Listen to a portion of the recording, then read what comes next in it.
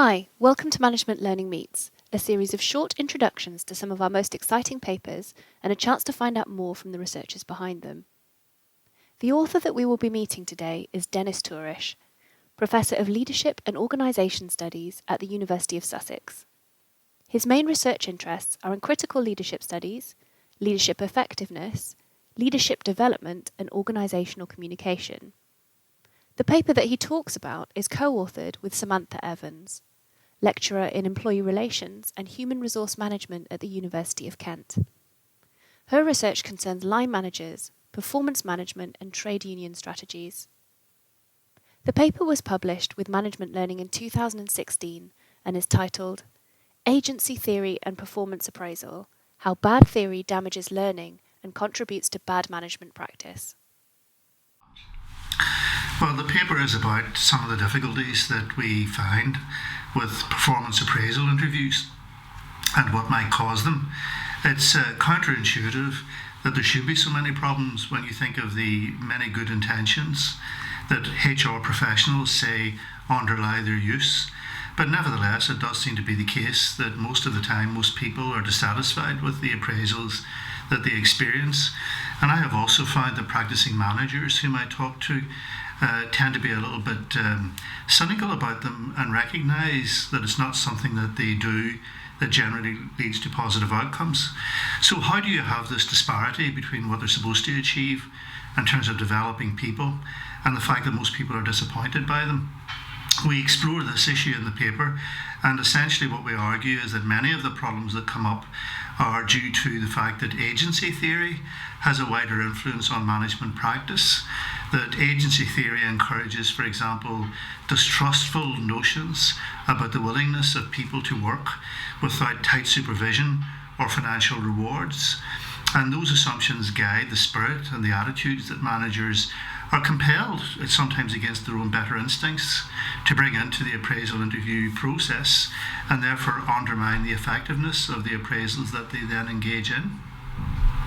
Well, agency theory has a long and very influential history within economics and management, and essentially it grew from the observation that there was potentially a disparity of interests between the people, the shareholders who owned a firm, and the managers who worked within it in order to ensure that it delivered the returns on the returns in terms of shareholder value that was desired. A logical consequence of this was the view that the agents had to be monitored by the principals being the shareholders, in order to ensure that they did not shirk, engage in rent-seeking behaviour, or otherwise pursue their own interests at the expense of the firm. And a fundamental argument that we make in the paper is that that kind of distrustful attitude to managers has percolated far and wide in business education and training, and it has then influenced the way in which managers approach employees. In short, they treat employees in the same distrustful manner that they themselves are treated.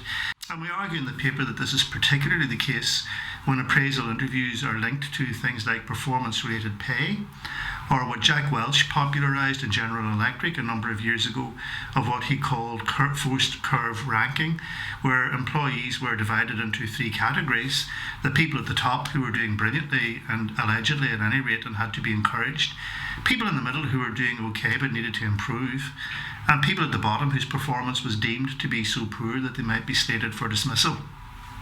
So inherently, in our view, that kind of approach turns the appraisal interviews into an adversarial process, and it's very difficult to convince people that the primary purpose of an appraisal interview is developmental when, for example, their salary, or in extreme cases even their job, depends on positive outcomes from that process. It seemed ultimately to us that appraisal interviews are one of these things that organisations and managers do because they're there, because they see other organisations and managers do them, and because the irrational assumption has developed that since they are so pervasive, then there must be a very good evidence case in favour of their utility.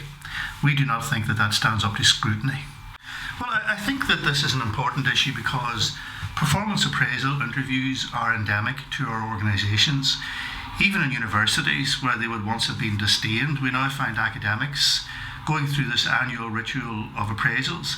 They take a lot of time, they cost a lot of money, there is very little evidence that they do any good. I find it difficult to think of any other management practice that is so widely pursued and yet has such a limited evidence base behind it. I think that alone actually warrants attention. In that light, I have to say that when I do talk to groups of managers about this, I find opinions are divided, but I always find that there is a substantial number, maybe even a majority of practicing managers who would readily agree that what they do at the moment is in some way problematic. And I think that by encouraging them to reflect more deeply on why it's problematic, then we might come up with some better alternatives that makes the lives of both managers and employees more productive, bearable, and mutually rewarding. And I often remind people, that we don't do things like this in our family lives. We don't go home and appraise our children annually, for example, on their performance as children. We can imagine what would happen if they did. Yet we somehow seem to think it's suitable to reproduce these almost infantile relationships in the workplace. And I think that they encourage dependency, they infantilize our people. They put managers, as McGregor wisely put it 50 plus years ago, to play God in the workplace. They are not suited to do so. I think we need to move towards more open, clear, simpler and less bureaucratic forms of communication between managers and employees. I don't think that appraisal interviews, as traditionally conceived, have an important contribution to make to that process. I think if we were to do further research into this, what would be very interesting is to do research into the alternatives to performance appraisal that are now beginning to emerge. Quite a number of corporations have said we're getting rid of them. The annual form filling process, the annual interview is expensive, time consuming and does not work.